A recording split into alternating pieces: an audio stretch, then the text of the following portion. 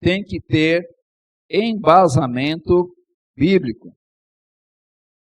E o autor Lucas, médico, ele escreveu a Teófilo, né? Dizem alguns comentaristas que ele escreveu para Teófilo para fazer uma defesa da fé. Esse foi o seu objetivo, fazer uma defesa da fé, não é? E porque nós não sabemos exatamente quem era esse Teófilo, mas sabemos que esse Teófilo não era qualquer pessoa. Era uma pessoa de autoridade dentro do contexto local. E Lucas escreve o texto de Lucas, como também o texto de Atos, para expor assim o cristianismo para este homem. Mas vamos, antes de discorrermos sobre o texto, vamos estar orando ao nosso Deus, preparando a nossa mente para tudo aquilo que nós vamos aprender nesta noite do Cântico de Maria. Não se assuste, são 15 pontos, mas não se preocupe, até meia-noite é hoje. Não, fiquem tranquilos, porque é um PowerPoint extremamente objetivo. Então fiquem tranquilos que você vai chegar em casa ainda hoje. Tá? Mas vamos orar ao nosso Deus. Pai, queremos agradecer a Ti, porque nós temos o privilégio de poder agora abrir a Tua palavra, Senhor, e lê-la paulatinamente e, através dela, extrair, Senhor, as verdades do Evangelho. Obrigado, Pai, porque Lucas, cristão de segunda geração, relatou, Senhor, através de Paulo, através de Pedro, todas as verdades. E como foi importante, porque assim chegou até nós. Por isso, Pai, fala conosco, Senhor, através desse texto que nós acabamos de ler. Oramos assim, no nome do Teu Filho, o Senhor Jesus. Amém.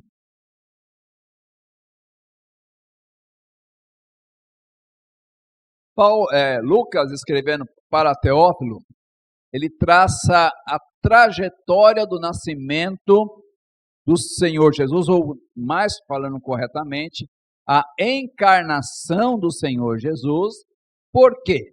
Porque o Senhor Jesus, ele sempre existiu.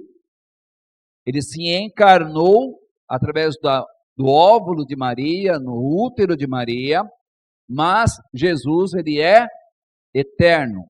Por isso que a expressão mais correta é, não nasceu, mas sim se encarnou.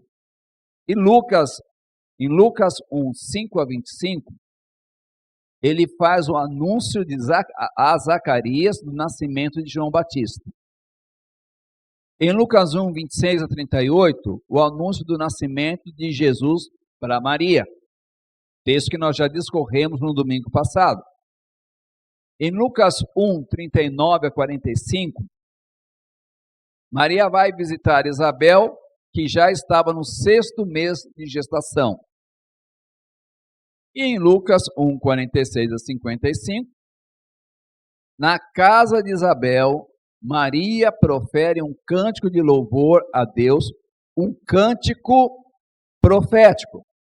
Então, a sua alegria levou-a a entoar um cântico profético de louvor, que pode ser dividido em 3 estrofes, com 5 subdivisões.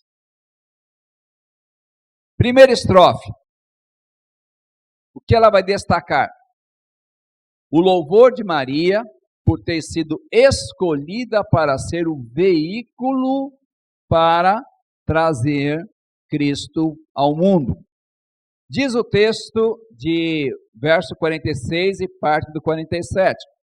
Então Maria disse: a minha alma engrandece ao Senhor. E o verso 47, e o meu espírito exulta em Deus, meu Salvador. Maria, não foi ela que escolheu ser a mãe ou a progenitora do Senhor Jesus Cristo, mas ela foi escolhida pelo nosso Deus Trino para, de forma sobrenatural, gerar o Filho, o Senhor Jesus Cristo. E aqui é algo interessante a se denotar que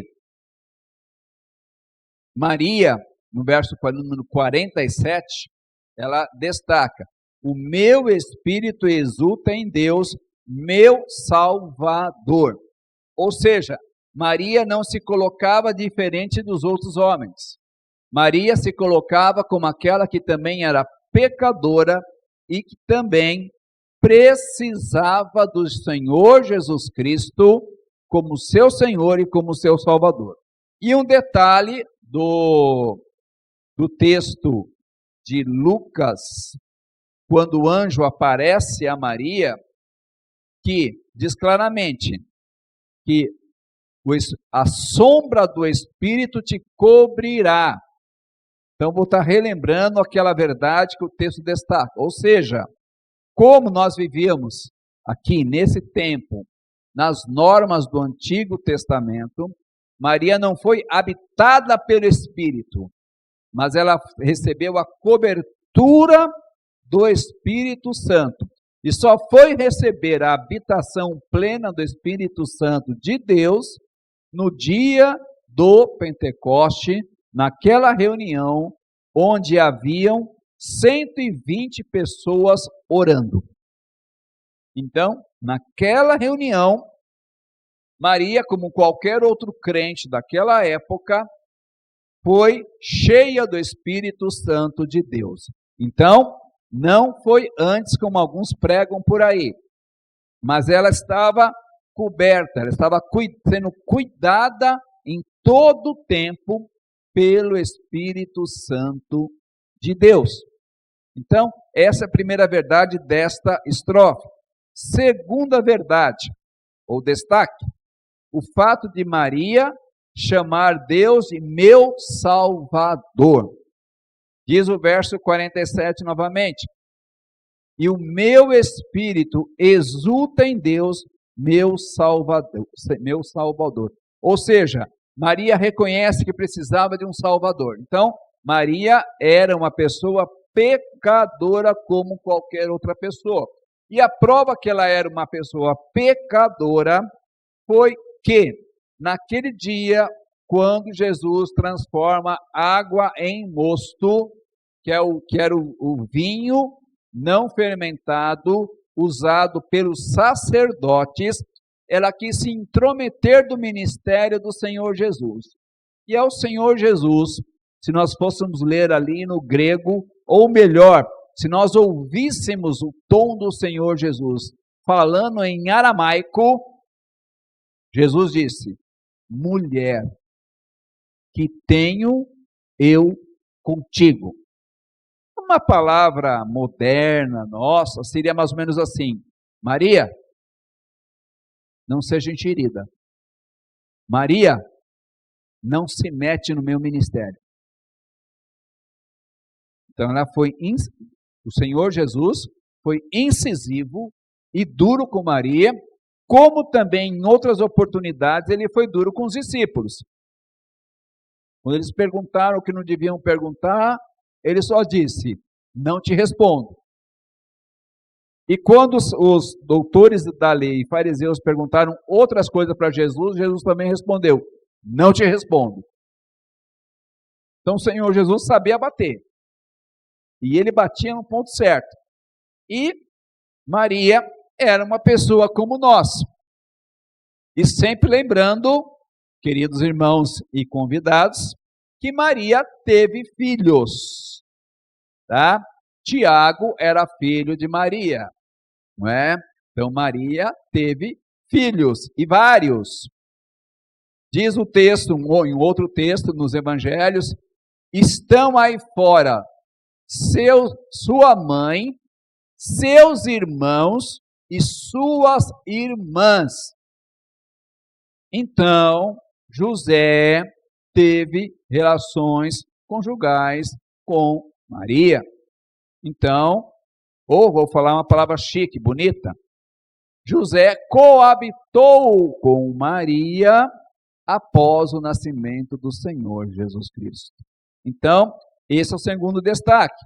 Maria chama Deus de meu Salvador.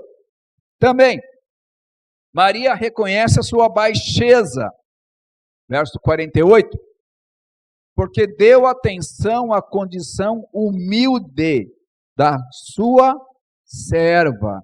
Ou seja, Maria demonstrou total dependência de Deus e completa incapacidade diante desse ministério, desse plano divino, destacando sua condição humilde de serva.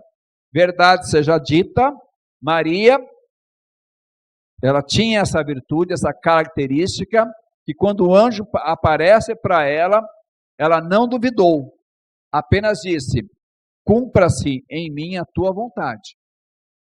Então Maria nos ensina, como serva do Senhor, como é importante essa docilidade ao receber a mensagem, ao receber a palavra de Deus. Cumpra-se em mim a tua vontade. Então ela se reconhecia uma serva, não é? Teve o seu momento de bobagem, teve o seu momento de desobediência, que o Senhor Jesus botou ela no lugar dela, e nunca mais Maria se intrometeu, não é? Embora naquele momento, quando Maria e os demais irmãos vão pegar Jesus ali naquela casa, porque Jesus fala assim: Jesus ficou doido, ficou maluco, está dando vexame para a família, vai lá, porque Jesus está criando um tumulto daquele. E aí naquele texto, onde Jesus fala: quem é minha mãe, quem são os meus irmãos? Todo aquele que faz a vontade do meu Pai. Então, a família de Jesus, naquele momento histórico, não cria que Jesus era o Messias. Ainda estavam assim: será que é? Será que não é? Não é? Então, e talvez nós não faríamos tão diferente assim. Quarto destaque dessa primeira estrofe: Maria reconheceu o poder do Senhor, porque o poderoso fez grandes coisas por mim. Então Maria reconhece que Deus fez grandes coisas e fez em particular para ela ao escolhê-la. E detalhe importante, queridos irmãos, é impossível, todos nós sabemos disso hoje, é impossível um óvulo se autofecundar. Então, o nosso Deus, pela ação do Espírito Santo,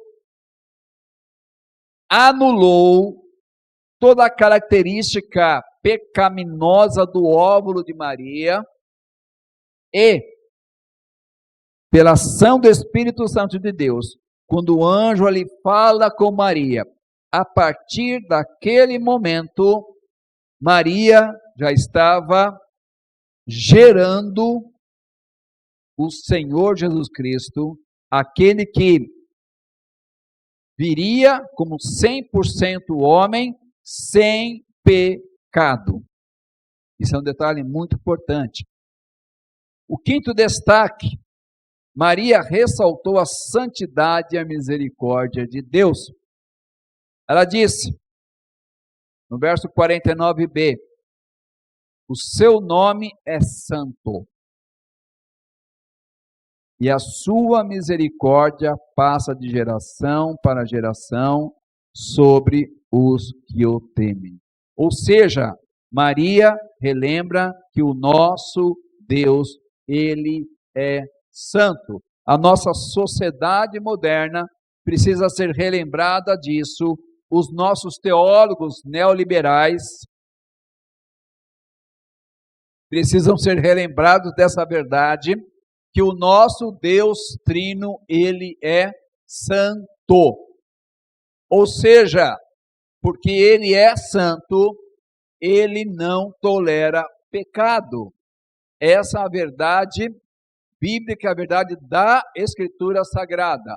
Ele não tolera pecado. Por essa razão que lá no Antigo Testamento, muitas pessoas morreram porque quebraram padrões na adoração para o Deus Israel. Aqueles que tocaram na arca, aqueles que levaram no período do tabernáculo, aqueles que levaram fogo estranho. O que é fogo estranho? Eles acenderam, vou contextualizar, eles acenderam o fósforo lá fora e vieram com fogo aceso para dentro do âmbito do tabernáculo. O que aconteceu? Eles morreram, porque a regra era para fazer o ritual e usando o fogo, logicamente, tinha que ser o fogo que estava dentro do perímetro do tabernáculo. Mas por que Deus era tão chato? Deus queria ensinar para aquele povo que Deus é santo. Esse era o objetivo. E aí nós vemos um anúncio na Escritura Sagrada: Santo, Santo, Santo, o nosso Deus Trino é santo. Mas mesmo sendo santo, ele é misericordioso para aqueles que o temem. E aqui Maria, ela usa uma linguagem lá de Provérbios. E nós temos que entender o seguinte: o temer no Antigo Testamento, no Novo Testamento, nós devemos entender como todo aquele que deposita a sua fé. O que é temer a Deus na Nova Aliança? Temer a Deus na Nova Aliança é crer, e crer exclusivamente através do seu único Filho, o Senhor Jesus Cristo. Então, Maria usa uma linguagem de Antigo Testamento, de Antiga Aliança, lá de Provérbios, lá de Eclesiastes, aquele que teme a Deus. Só que temer a Deus na Nova Aliança é crer. Então, o Senhor, ele é misericordioso sobre todo aquele que crê. Porque ele é misericordioso sobre todo aquele que crê. Sobre todo aquele que crê que Jesus Cristo é Senhor, é Salvador, é remidor, e é o seu remidor particular. Então, é isso que Maria estava dizendo, né? Transportando o seu pensamento de antiga aliança para essa nova aliança em Cristo Jesus. Ela ressalta que Jesus é santo, que Deus é santo, que o Espírito Santo é santo e que eles são misericordiosos. E o que é a misericórdia? A misericórdia foi, meus queridos, pensando lá no livro de Hebreus, a misericórdia foi que ele lançou sobre Jesus a ira que era sobre mim e sobre você. Essa é a manifestação da misericórdia do Senhor. Não é simplesmente a ira sumiu. Não. O Senhor Jesus, ele é propiciação. O que significa a palavra propiciação? Propiciação significa satisfazer a ira de Deus. É isso que significa propiciação. Satisfazer a ira de Deus. Apaziguar a ira de Deus. Por isso, quando Jesus disse, está consumado, a ira de Deus acabou. E quando Jesus disse, Pai, nas tuas mãos eu entrego o meu espírito. Naquele momento, o Senhor Jesus estava se reconciliando com o Pai, porque a ira de Deus contra mim, contra você, já estava sendo paga. A dívida do pecado já estava sendo paga. Por isso que Maria ressaltou esse quinto elemento do nosso Deus Trino: santidade, e misericórdia. Esse é o Deus Trino que nós servimos. Ele é santo. Por isso, nós devemos andar em santidade. Ele é misericordioso. Por isso que quando pecarmos, nós temos um remidor. E esse remidor tem nome. Ele se chama Jesus Cristo. Segunda estrofe desse maravilhoso cântico, tem mais 5 destaques. Primeiro destaque, Maria faz ressoar o clamor dos humildes e rejeitados pela sociedade. E elevou os humildes, aos famintos encheu de bens, e de mãos vazias mandou embora os ricos. Esse texto, queridos irmãos, ele está ligado diretamente ao Sermão do Monte, a bem-aventurança. Esse texto está ligado à bem-aventurança. Por quê? Quem são os humildes? Quem são os famintos? E quem são os ricos? Irmãos, não tem nada a ver com bem material. Aqui, embora ela proferiu, embora não entendeu muito o que proferiu, porque a boca dela estava sendo usada. Mas o Senhor Jesus, quando ele profere as bem-aventuranças, ele explica. Sabe quem são os humildes? Os humildes são aqueles que diante do Deus Trino reconhecem que não pode oferecer nada pela sua salvação. São eles. Bem-aventurado os humildes. Humildes de espírito. E humildade não tem nada a ver com falta de estudo. Meu querido e minha querida. Não tem nada a ver. Nós podemos conhecer uma pessoa que não tem estudo, mas é arrogante. Como também podemos conhecer uma pessoa que tem doutorado, como eu conheço uma, doutorado em matemática, e é um doce de pessoa. Então não tem nada a ver com estudo. É arrogância espiritual, humildade espiritual diante de um Deus grandioso. Esse é o significado. E encher de bem os famintos, amados irmãos, é salvação, não é comida. Vou procurar Jesus. Viu, Marcos? Porque Jesus disse, aos famintos encheu de bens. Então não vou mais precisar ir lá no atacadão. Porque o Senhor Jesus encheu a minha geladeira de bens. Irmãos, não é nada disso. São bens espirituais. Esse é o significado. E aqueles que saíram de mãos vazias, queridos irmãos, sabe quem eram? Os doutores da lei, os mestres da lei, que disseram para o Senhor Jesus, tenho sangue azul, sou judeu de descendência, da tribo de Benjamim ou da tribo de Judá. Sou guardião da lei do Senhor. Decorei a Torá inteirinha aos 12 anos. Portanto, a minha salvação é automática. São esses pseudos ricos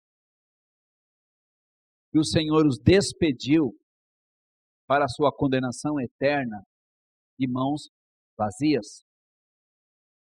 Então aqui o Senhor, aqui está fazendo referência às bem-aventuranças.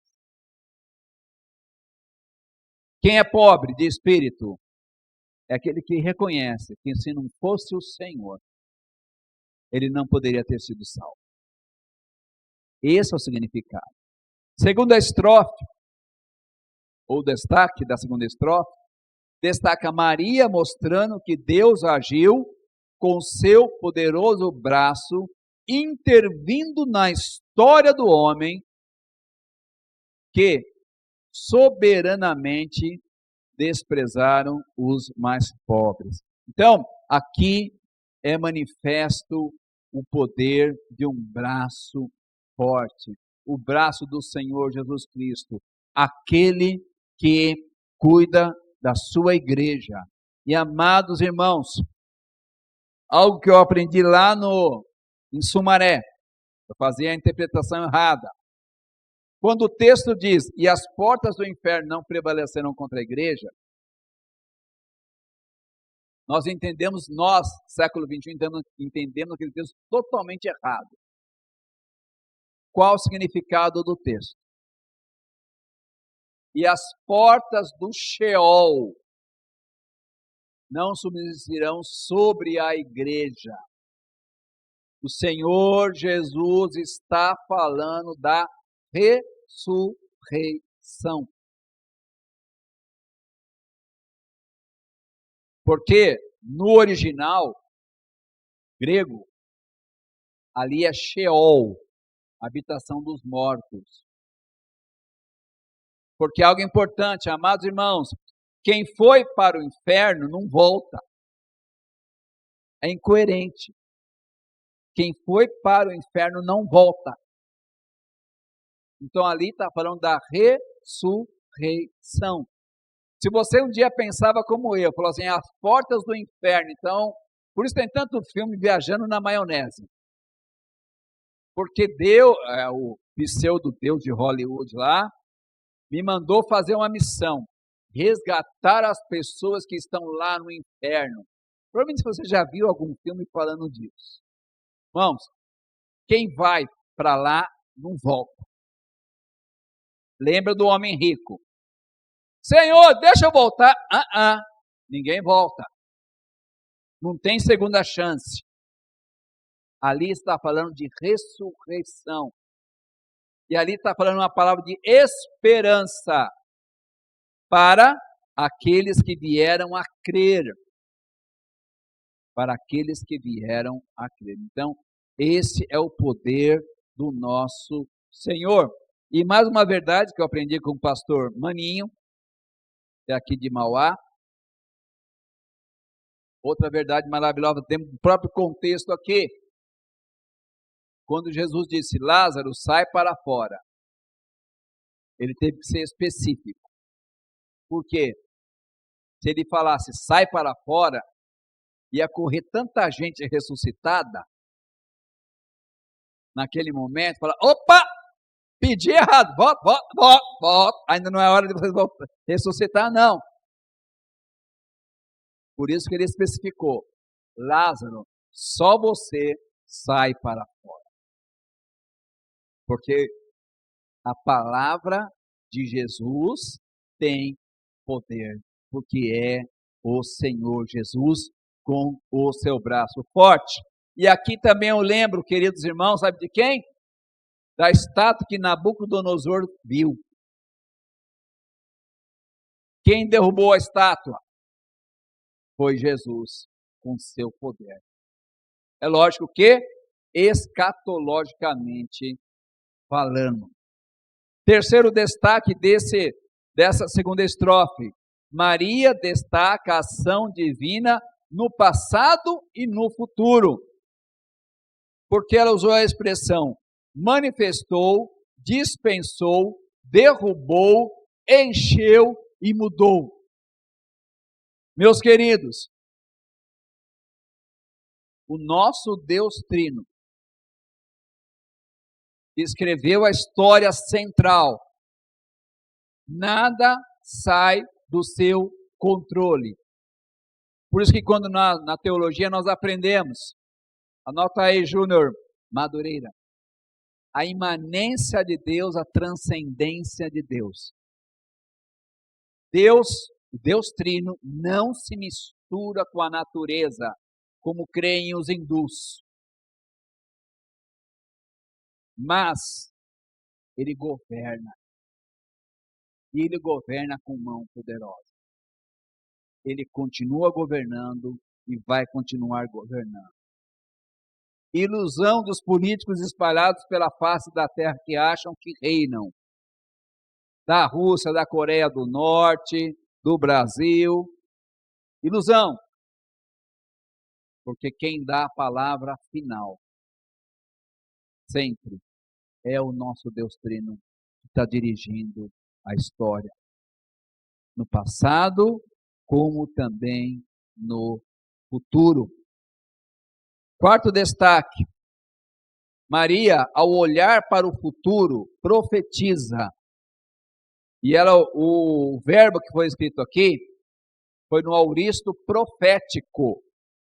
Verso 51b é muito claro ao dizer: dispersou os que eram arrogantes nos pensamentos do coração, derrubou dos tronos os poderosos. Ou seja, meus queridos, Jesus Cristo vai reinar.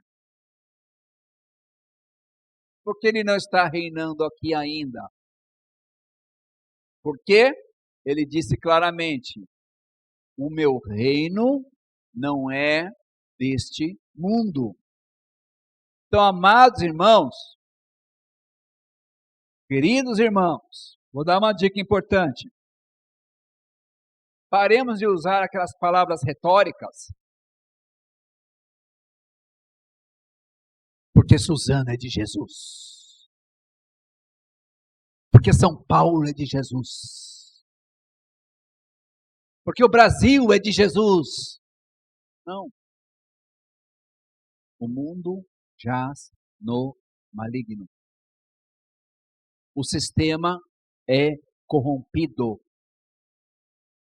O sistema está contaminado com o pecado e com o diabo. Então, meu querido, minha querida, estamos virando o ano. Não quero assustá-lo, mas quero dizer, vai piorar. Não vai melhorar. Por que vai piorar? Porque a terra precisa do sal que salga.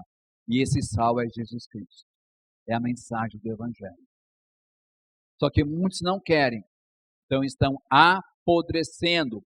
A sociedade está apodrecendo a cada geração. É só olhar para trás. 30 anos atrás e hoje. Está melhor? Não, está pior. Só que, algo importante. O reino do Senhor Jesus, que já está predito, que há de se cumprir, o reino milenar e o reino eterno em Nova Jerusalém, novos céus, nova terra. Esse reino, sim, ele irá reinar sobre o seu povo.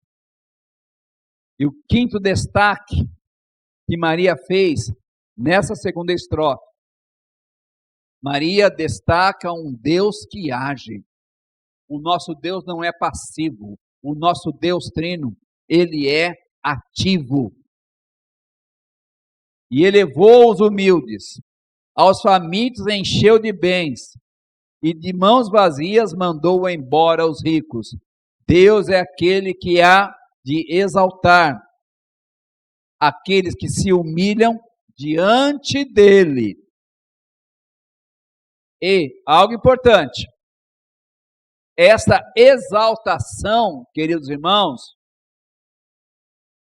não tem nada a ver com aquele que me humilhou. Vou usar um certo cântico, meio estranho. Aquele que me viu lá embaixo, vai me ver cantando lá em cima. Não, não tem nada a ver com isso. Não tem nada a ver com isso. A grande glória, meu querido, minha querida, a grande glória é participar do reino do Senhor Jesus, como servo. Porque o Senhor Jesus, ele fala claramente que nós devemos ser doulos e diáconos. Diácono é quem serve, doulos é escravo.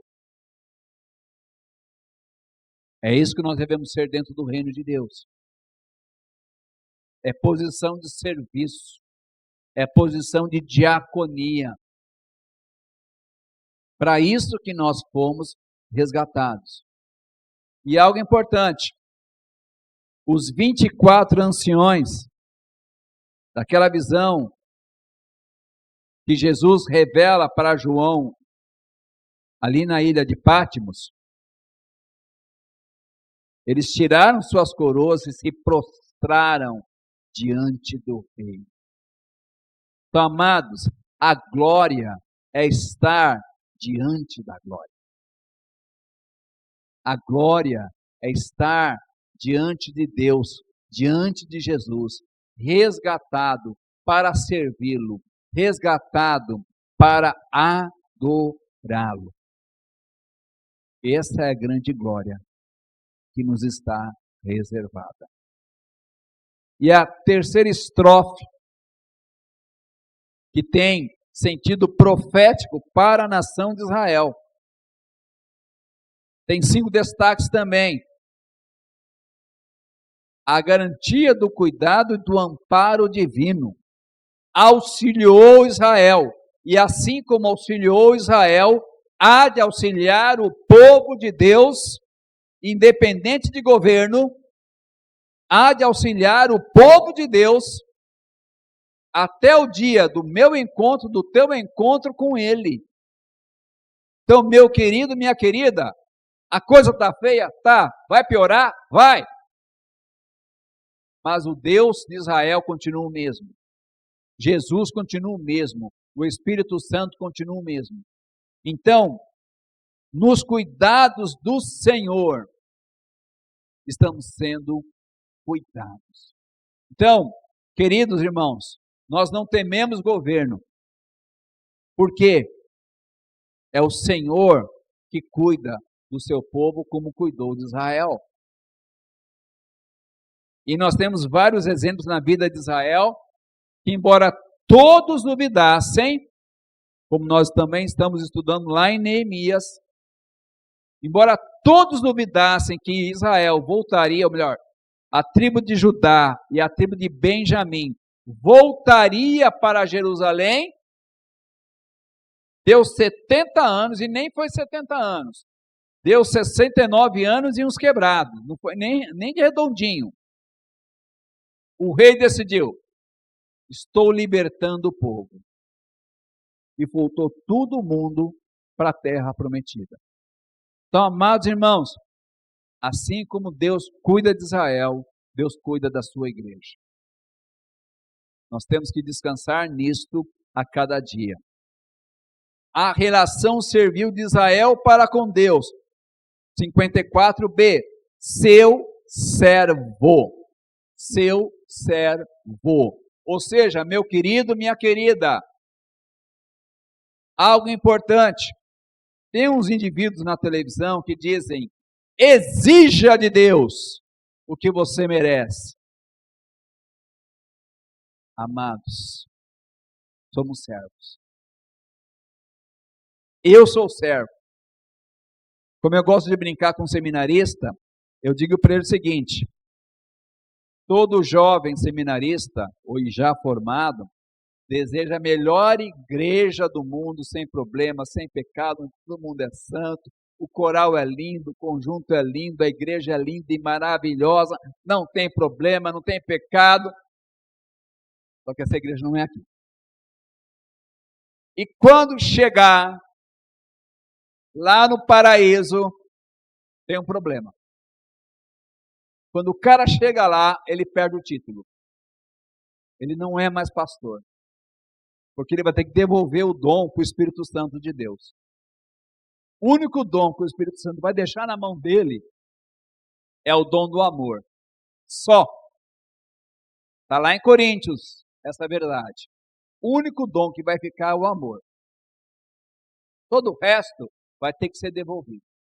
Então, quando chega lá com um currículo vitae ou com, como é que chama? Deixa eu lembrar o site. Né? Sabe como chama o app lá? LinkedIn. Com o seu LinkedIn no celular. Olha, Senhor, eu tenho um LinkedIn aqui. Eu tenho 30 anos de ministério. Ou não, aqui você é servo. Apenas servo. Não adianta trazer o seu currículo do LinkedIn. Você apenas será mais um servo para adorar aquele que é o Senhor Jesus. Terceiro destaque dessa terceira estrofe é a constância de Israel, né, de Deus, caracterizada por sua misericórdia, lembrando-se da sua misericórdia. E aí nós temos outros textos que, e a misericórdia do Senhor dura de geração para geração. Por que a misericórdia do Senhor dura de geração para geração? Porque nós ainda somos pecadores. Querido irmão em Cristo, irmã em Cristo, você é pecador, você é pecadora. Você peca em ação, você peca em omissão, você peca no pensamento. E o Senhor Jesus é muito claro quanto a isso. Qual o meu problema, qual o teu problema? Antes da ação, é o pensamento. É aqui. Por isso que Paulo, em Romanos 12, 1 e 2, ele nos fala claramente: transformai-vos pela renovação do vosso entendimento, do vosso pensamento. Mas mesmo assim, depois que o apóstolo Paulo falou isso, ele ainda disse: o bem que eu quero fazer, não faço. O mal que eu não devo fazer, estou fazendo. E Paulo não era qualquer um. Paulo escreveu as 13 cartas do Novo Testamento. Paulo subiu ao terceiro céu. Paulo teve revelações maravilhosas, tremendas, mas não deixou de ter a natureza pecaminosa. Então, é a misericórdia do Senhor em Cristo Jesus que se manifestou para Israel, para Maria e para a igreja do Senhor Jesus Cristo. Então, na igreja do Senhor Jesus Cristo, nessa igreja universal, não há nenhum lugar para a vaidade espiritual, porque nós somos pecadores remidos que, de vez em quando, pecam por ação ou por omissão. E precisamos pedir perdão. Usar a ferramenta de 1 João, capítulo 2, verso 1 e 2. Filhinhos, não pequem.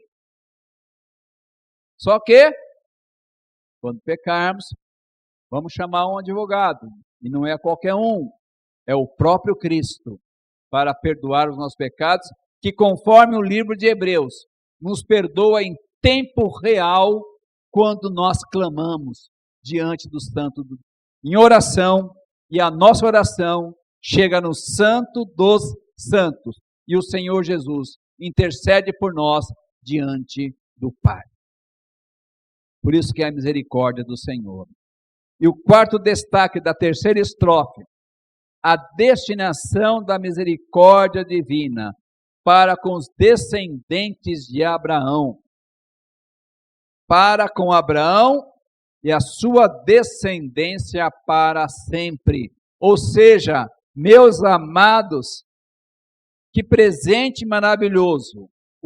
E até, vamos fazer uma referência aqui a Gênesis 12, 1 a 3. Abraão, seja você uma bênção. Por quê? Abraão deveria ser uma bênção. Porque através de Abraão, nós fomos abençoados com a promessa que foi feita para ele. Qual é a promessa? O Messias, o Redentor, o Salvador. Então, meus amados, algo importante. Esse presente, essa bênção, não é só para mim, tem que ser também para a minha descendência. Como? Através do arrependimento e fé exclusiva no Senhor Jesus. Por isso que o Senhor Jesus capacitou o seu povo para proclamar a mensagem do Evangelho para todos os povos. Então, é o meu dever, é o teu dever, que essa misericórdia alcance também o Teodoro, alcance também o Henry. Mas quem vai ter que fazer isso? O Gui, o Gui da Bia e a Bia do Gui, não é? O Júnior e a Gabi. Então, amados irmãos, é nossa responsabilidade para que essa misericórdia alcance outras gerações. Não é automático. Uma fala muito interessante do meu pastor Haroldo, que diz o seguinte, num sermão que eu vi há muitos anos atrás: Deus não tem netos. Deus não tem netos. E outra verdade para os jovens pais e antigos pais também, e avós também. Os nossos filhos que nascem não são anjinhos, mas são pecadores que ainda precisam de redenção. Por essa razão, ninguém precisa ensinar eles a fazer arte, né, Gabi? Ninguém precisa. Porque faz parte da nossa natureza pecaminosa esconder o pecado. Ninguém precisa ensinar isso para criança. Porque faz parte da nossa natureza. Mas essa misericórdia, essa salvação precisa ser passada para outros também. E o quinto e último destaque da terceira estrofe: a fidelidade de Deus em cumprir as suas promessas. Como 55b, como prometer aos nossos pais, o Redentor, o Remidor. E algo interessante que nós falamos no domingo passado, que quando o anjo encontra-se com Maria, e ele fala para ela: você está grávida pela ação do Espírito Santo de Deus, e do seu ventre se encarnará o Messias, o Senhor, o Salvador. Em Maria se cumpriu a primeira grande profecia que está em Gênesis, capítulo 3. Da semente da mulher nascerá. Ali, Deus proferiu a profecia do nascimento do Messias, do nascimento daquele que pisaria a cabeça da serpente. Quem é a serpente? O diabo. E a cruz não foi derrota, a cruz foi vitória. E é interessante notar que quando nós lembramos lá no período da Páscoa, o diabo olhando Jesus crucificado, começou a pensar, falou, peraí, Deus me enganou, Deus me usou. Aí ele lembrou de Gênesis capítulo 3, o diabo não leu a Bíblia toda, faltou lhe relembrar o primeiro diálogo, Gênesis capítulo 3, tu lhe ferirás o calcanhar com os pregos, mas este pisará tua cabeça. Aí o diabo entra em desespero, e usando a boca dos homens, também falou 3 vezes, desce da cruz, desce da cruz, desce da cruz, mas Jesus não desceu da cruz. Então, amados irmãos, o nosso Deus Trino é fiel à sua palavra. E ele venceu. E tudo que está escrito na Escritura Sagrada vai se cumprir. E você que me acompanha pelo canal, presta bastante atenção. Duvidar da Escritura não altera a Escritura. Muitos duvidaram que Jesus ia ressuscitar. Botou até guarda para que ele não ressuscitasse. Adiantou? Não. Ele ressuscitou. Ele venceu a morte. Então, queridos, tudo aquilo que Deus disse, tudo aquilo que Jesus disse, que está na Escritura Sagrada, que é a verdade, não contém a verdade, mas é a verdade, vai se cumprir. E eu quero repetir uma fala que eu falei há muitos anos atrás para uma pessoa incrédula. E foi a seguinte: não espere descobrir que a palavra de Deus é a verdade quando você estiver em condenação eterna. Por quê? A incredulidade do homem não altera a palavra de Deus. A incredulidade do homem não altera a palavra de Deus. Pode xingar, pode queimar, pode botar gasolina na Bíblia, não tem problema, a gente compra outra. Como eu gosto de falar simbolicamente, a matriz não está aqui, está lá no céu, na eternidade. E o livro da vida não está aqui, tá na mão, vai estar na mão do Senhor Jesus. Então, o nosso Deus Trino é fiel. Diante de todas essas verdades, qual é a aplicação para as nossas vidas, queridos irmãos? São 3.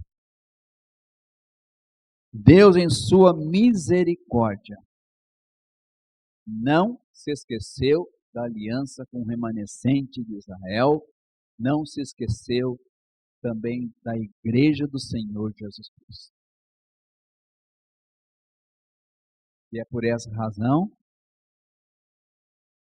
que o Senhor Jesus vai buscar a sua igreja e vai buscar também um dia o povo, muitos do povo de Israel, redimidos, porque reconheceram que Jesus é o Messias. Também o Deus Trino cumpre sua aliança com Israel e com todos os povos. Podemos ficar tranquilos e crendo, continuar crendo, porque Ele está no controle de tudo. E a igreja de Cristo deve ser grata pelo presente imensurável da salvação. Presente esse, que foi um alto preço, que só Cristo poderia pagar. Por que só Cristo? Porque Ele deu a sua vida e Ele a tomou de volta. Na face da terra, não existiu homem algum que pudesse fazer isso. Só Jesus, que tem vida em abundância, Ele pode dar a sua vida como Ele deu. E Ele mesmo voltou para o corpo ressuscitado. Então, queridos irmãos, vamos louvar, adorar a esse Deus Trino maravilhoso. E essas são as muitas verdades, 15 verdades destacadas nesse cântico de Maria, que não era santa, que não permaneceu virgem, mas que era uma serva como nós, que apenas disse: eis-me aqui, faça-se na minha vida o que tu achares que deve ser feito. Detalhe importante, queridos. Assim como Deus usou Maria, é o mesmo Deus que quer nos usar para a expansão do teu reino. Então, é lógico que Jesus não vai nascer de novo, não. Se aparecer algum doido aí, alguma doida aí, eu estou grávida do Espírito Santo de Deus porque Jesus está voltando. Né? É doida ou é herege. Um dos dois. Ou é doida e herege. Tá certo? Porque Jesus já completou a sua obra de redenção. Mas nós, dentro da soberania dele, podemos ser um instrumento na mão do Senhor. Então, seja tu um instrumento também na mão do nosso Senhor. Vamos orar? Pai, obrigado, Senhor.